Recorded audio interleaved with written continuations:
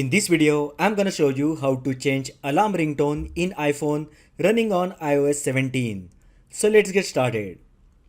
First open Clock app on your iPhone.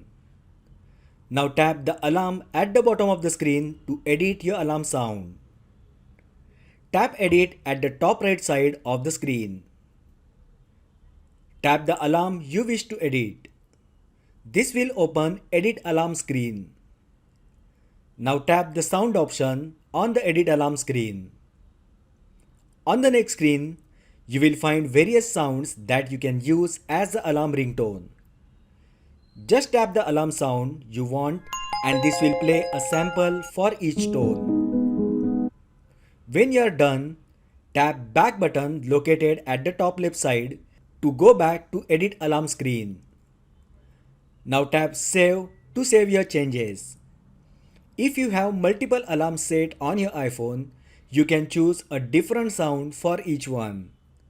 So that is how you can change alarm ringtone in iPhone running on iOS 17. If you find the video helpful, then like the video, share with your friends and subscribe to my channel. Thanks for watching and I will see you in the next video.